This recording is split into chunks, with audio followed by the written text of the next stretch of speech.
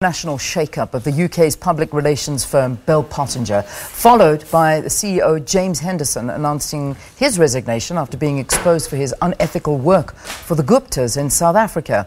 Now, that was last week. This week, it's followed by the KPMG debacle, with their top executives from South Africa standing down. And this related to a report on the so-called SARS rogue unit, a report that has now been retracted entirely by the company. And last week, business management consultancy firm McKinsey Co was reported to have overlooked warnings from junior employees. So let's discuss the recent events surrounding all of these companies with author and African business expert Victor Kgomoeswana from, while KPMG has admitted that it has been entangled in shady business activities that have undermined its standing as a respected company. So let's take a look at this article now, obviously, that Victor's done. Private sector more corrupt than government. He's here in studio with us, and he basically says that decisive action by the private sector to marginalize those found guilty of corruption among its ranks can bury this vampire for good. Good to have you in studio, Victor. Morning, good to see you again, Leah. Yeah, thank you so much, you as well. So, I mean, this is crazy what's been happening over these last couple of weeks. What do you make of it? Let's start there. The story about what's happening at the moment is just a symptom. Business has people who play by the book and those who don't play by the book. Some people take it to extremes because in this case, my take is this. KPMG is one of what we call the big four, right? KPMG, PwC, EUI, Deloitte. Yeah. There used to be big five, remember? Arthur Andersen went down. Absolutely. Because, again, of indiscretions linked to Enron and the scandal that saw lots of people's pension funds go down the tubes after working for so long. The essence of it is the independence of firms like this cannot be compromised by anything. And I have to emphasize, because we have to make sure we don't paint everybody with the same brush. Professionals that work for these firms are hardworking. They are professional, they are ethical. But sometimes one business deal becomes way too alluring and it hampers the judgment of people who should know better. Working for these firms means you know about independence, means before you take on any assignment, you check whether there are any risks of your independence being compromised. Because we are all human. If I have a friend who's running a business and I have to call them out, I might struggle because of my subjectivity. So it's important, and these are standard procedures in these firms, that before you take on any assignment, you have to make sure your independence won't be compromised. So how it happened, I don't know. Yeah. Greed, perhaps? Well, greed is common to all of us, isn't it? But, I mean, it's more than just greed, I think, because if you think about it, as I say, working for these firms, you get trained over and over. In fact, I think every year you have to write sort of an exam that assures the employer that you know what independence is, that you understand it. Now, how senior people could have overlooked something like that? And isn't it interesting you mentioned, in the McKinsey case, a junior employee says, well, there's a conflict here, and he gets ignored. Obviously, it means the deal was a lot more attractive than it is. But, I mean, as I say, after Enron and Arthur Andersen going under, these guys should have known better. I'm sorry. Do you think that this could be the beginning of the end of KPMG? I mean, we heard very strong statements coming from SARS yesterday. Tom Moyani basically saying they need to be blacklisted. I don't know if it would go that far. Remember, when you deal with a firm like KPMG or Deloitte or EUI or whatever, you're dealing with the partner in charge. So almost you can say every account becomes a business on its own, with the partner being what you may call the CEO or chairman. I'm just painting a scenario.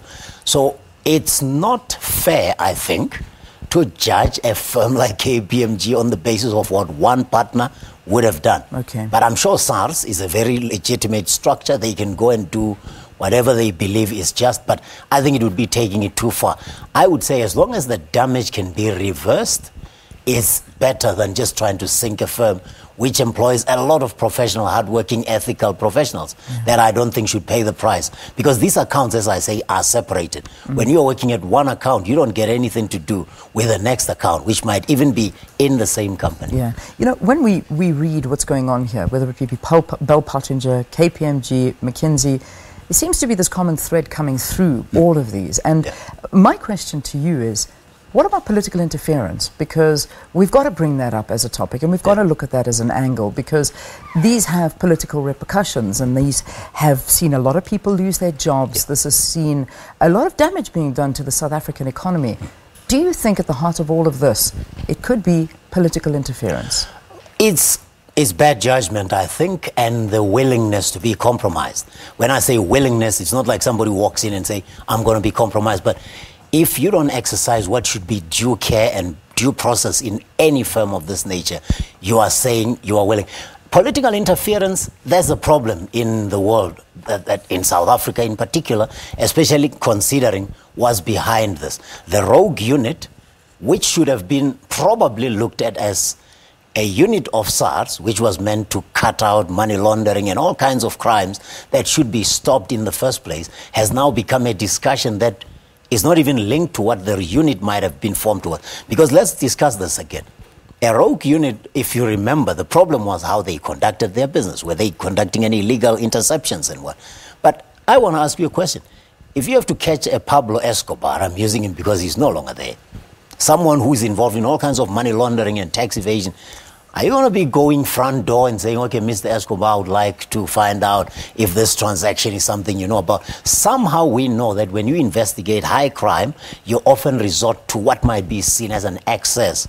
So I'm not saying the rogue unit was right or wrong. I'm just saying we have to understand the discussion in the first place was about cutting out money laundering and all kinds of things that deny countries like South Africa of its rightful revenues, because it's not even anything to be talking about right now. It's important to remember that that unit was about that. Now, why would we not be talking about that kind of crime and how we stop it? Instead, we're talking about this report. This was retracted. I wrote the report. Now I'm retracting it. Oh, yeah, I don't accept your retraction, but I want to use the report. You can see there's a lot more than meets the eye. But hey, I'm not in a position to comment on that because I don't know enough. Yeah, well, I mean, we all don't. But somebody that does know a lot is Pravin Gordhan, our former finance minister, who has spoken out very harshly about this and saying, you know, this is not good enough. And he is considering actually taking legal action against KPMG. I mean, at the end of the day, I mean, he spoke through the whole experience he went through, where basically he landed in London, he was there to talk investment, he was then switched on his phone, he had to quickly come back to South Africa to face the music on all of this, and then I think it was 4 days later he was replaced. And that was a bad PR disaster for South Africa. You don't really was. Yeah, you don't do that to your finance minister. Again, do I like him? Do I agree with him? I don't know. I'm saying you don't recall a minister of a country, an economy as important as South Africa, on an international trip. I'm sure there could have been ways of doing it, but that's water under the bridge.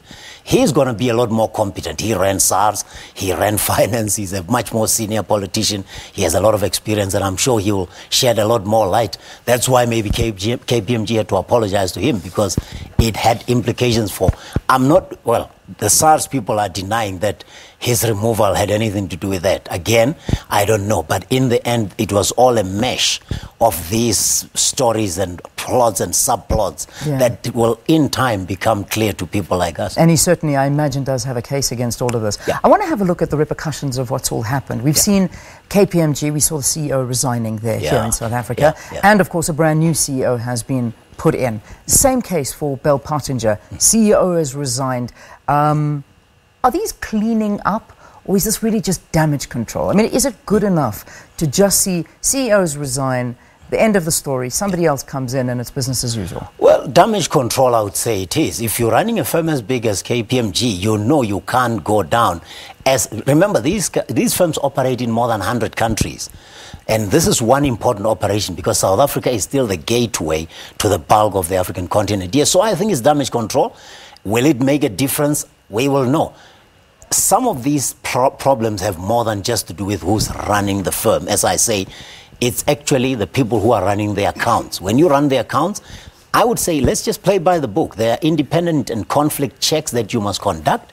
Make sure that the people working on the account are not compromised by lack of independence, which can happen to any one of us, and then proceed and do the job.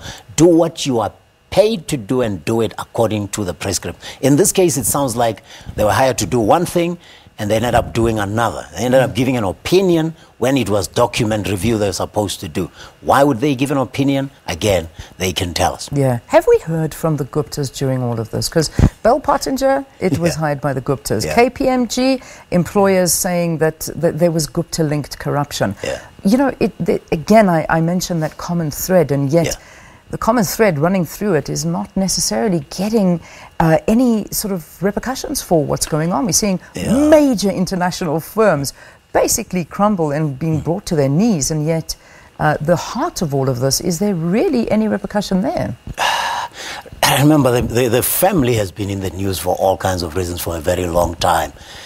I can only talk about the professionals because that's the space that I have a bit of an idea about what things should happen there and what shouldn't happen.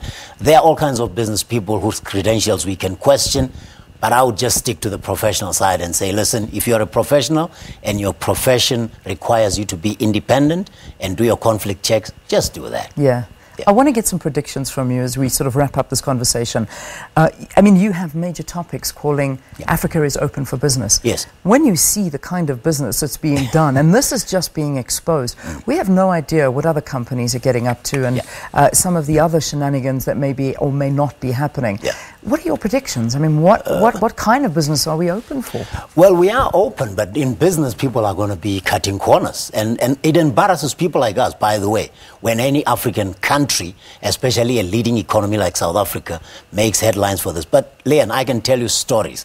As we speak right now, the government of Tanzania is slapping a British company with a $190 billion fine for tax evasion.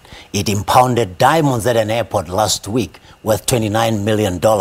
And those diamonds were undervalued.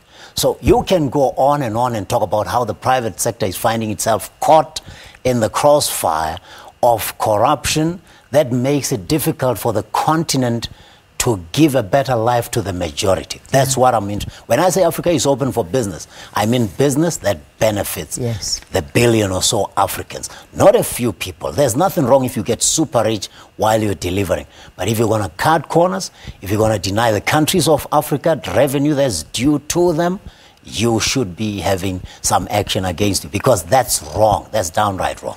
Victor, thank you for your views. Thank you so much for talking to us here on the program. Victor Kgomoeswana is an author. Africa is Open for Business, talking to us about big business and the issues that have been coming out and being unveiled over the last few weeks here in South Africa and around the world as well. Let's take a break. When we return, Palesa has a discussion over wills. Do you have your will in place? Yeah, it's a question you better ask yourself, and hopefully we'll answer some of those questions after the break. Stay tuned.